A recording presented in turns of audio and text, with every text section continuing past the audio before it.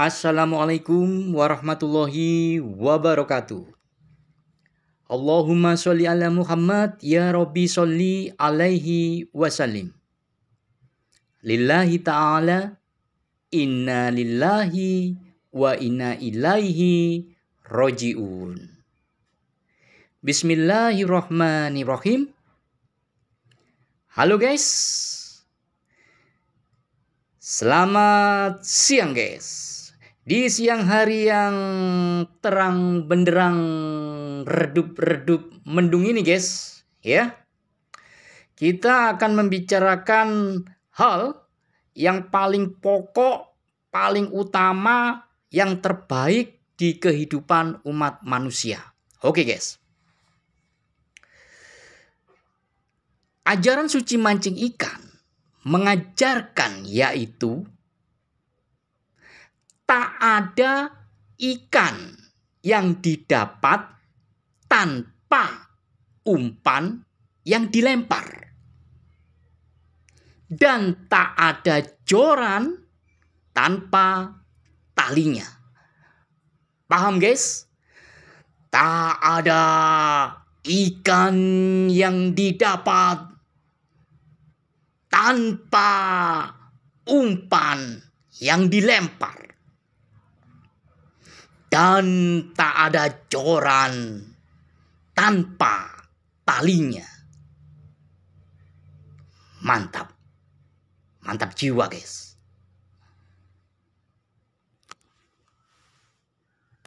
Itu berarti guys, mau tidak mau, umat manusia harus memilih, wajib bahkan, menjadi pemancing ikan. Mengapa demikian? Agar manusia yang menjadi pemancing ikan itu bisa mendapatkan ikan dengan cara melempar umpan. Umpan itu bisa terlempar karena pemancing ikan hanya memegang erat-erat joran pancing yang selalu terhubung dengan talinya. Paham arah pembicaraan ini guys?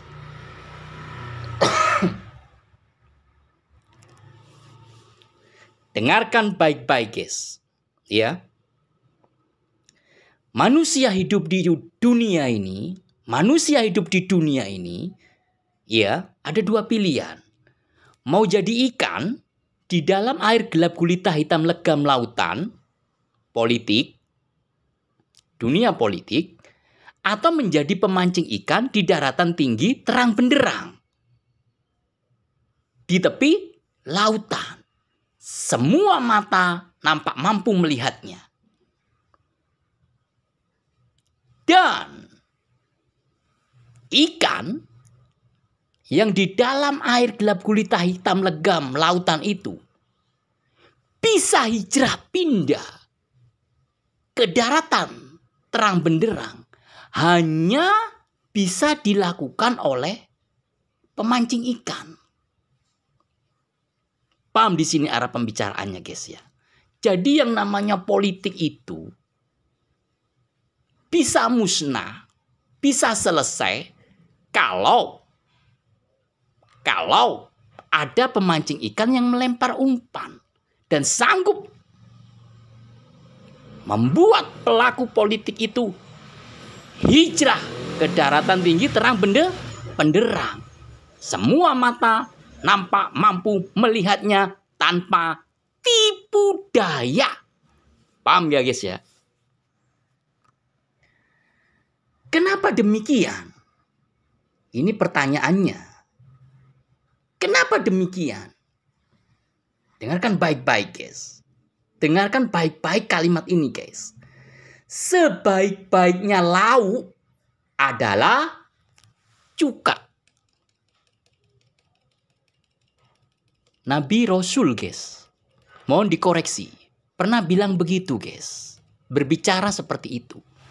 Sebaik-baiknya lauk adalah cuka. Ini cuka, guys. Ya.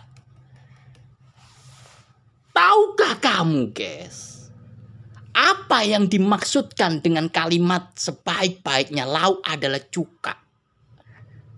Tahu nggak arah pembicaraan itu, guys? Dengarkan baik-baik, guys. Dengarkan baik-baik, guys.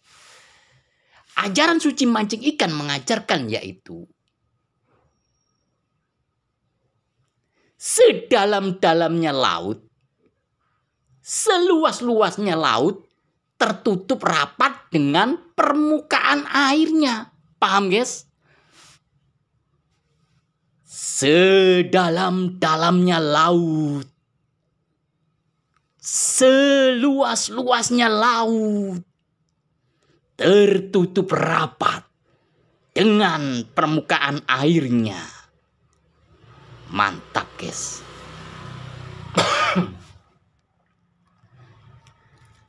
Berbicara tentang cuka. Untuk menghasilkan cuka, prosesnya harus ditutup rapat. Fermentasi. Atau direndam. Paham, guys, ya? Sekarang kamu lihat ikan di lautan. Ikan itu, guys, satu, direndam di dalam air. Dua, ikan itu, guys, tertutup rapat oleh permukaan air, yaitu lautan.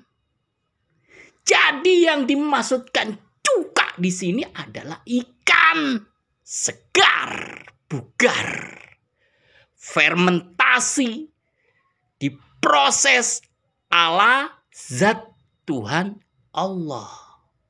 Tuhan Sang Maha Pencipta. Tuhan yang Maha Kuasa. Itulah cuka. Allah Tuhan semesta alam. Ikan di dalam air gelap gulita, hitam legam, lautan. Jadi, guys, arah pembicaraan ini adalah manusia itu wajib hukumnya menjadi pemancing ikan. Agar bisa menyelamatkan ikan yang tenggelam di dalam air gelap gulita, hitam legam lautan, yaitu politik. Untuk hijrah pindah ke daratan tinggi, terang benderang, tepi lautan, semua mata nampak mampu melihatnya, menyatu dengan pemancing ikan. Itu tujuannya, menyatu dengan pemancing ikan. Paham, guys? Jadi lauk, sebaik-baiknya lauk adalah cuka, adalah ikan yang direndam, ditutup rapat dengan permukaan air lautan. Ini kan cuka ala manusia. Tapi ikan di lautan itu cuka ala zat Tuhan Allah. Paham ya, guys, ya? Paham ya, guys, ya? Mancing ikan berhadap-hadapan dengan politik dan semua penghuninya. Pemancing ikan menghadapi lautan, itulah tujuannya. Sebaik-baiknya lauk adalah cuka, yaitu ikan segar bugar di dalam air gelap gulita, hitam legam lautan. Paham, guys? Nah, kalau kamu membiarkan adanya politik menguasai semuanya, Itu yang namanya air. Apa yang terjadi? Dengarkan baik-baik guys. Ajaran suci mancing ikan mengajarkan yaitu sejauh-jauhnya ombak gelombang di tengah lautan pasti sampai ke daratan. Paham guys? Sejauh-jauhnya ombak gelombang di tengah lautan pasti sampai ke daratan.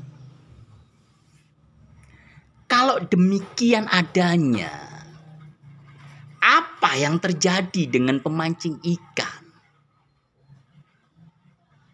Tsunami itu, ombak gelombang itu tingginya puluhan meter.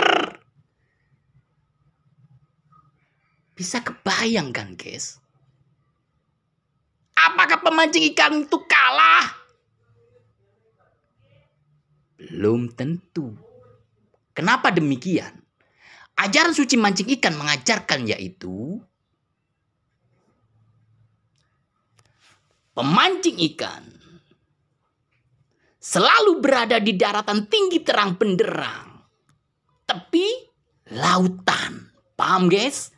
Pemancing ikan selalu berada di daratan tinggi terang benderang, tepi lautan. Jadi guys, walaupun ombak gelombang datangnya dari tengah lautan bergulung-gulung puluhan meter tingginya membentuk tsunami, pemancing ikan menghormati gelombang itu, dia mundur. Mundur, tapi tetap memuliakan adab dan tata krama norma-norma positif. 1. Selalu mengambil jarak dengan air. 2. Tidak menyentuh apalagi nyemplung ke air itu. Itulah yang dilakukan oleh pemancing ikan. Kenapa demikian? Dengarkan baik-baik guys. Ajaran suci mancing ikan mengajarkan yaitu tidak ada paksaan ikan makan umpan. Dan setiap ranah alam semesta adalah merdeka. Paham guys? Tidak ada paksaan ikan makan umpan. Dan setiap ranah alam semesta adalah merdeka. Mantap.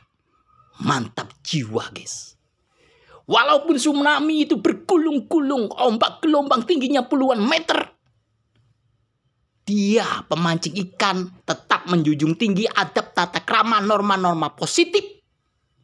Tidak akan menyentuh air apalagi nyemplung, selalu menjaga jarak. Karena setiap ranah alam semesta itu adalah merdeka.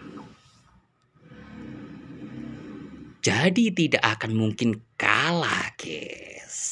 Ingat itu baik-baik.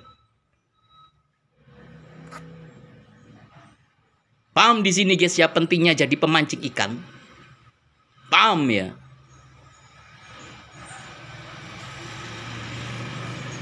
Jadi yang namanya pemancing ikan itu guys, ya, adalah sebaik-baiknya ilmu, sebaik-baiknya pengetahuan, dan sebaik-baiknya pembelajaran. Kenapa demikian? Ajaran suci mancing ikan mengajarkan yaitu sebaik-baiknya keadaan adalah mancing ikan. Paham guys? Sebaik-baiknya keadaan adalah mancing ikan.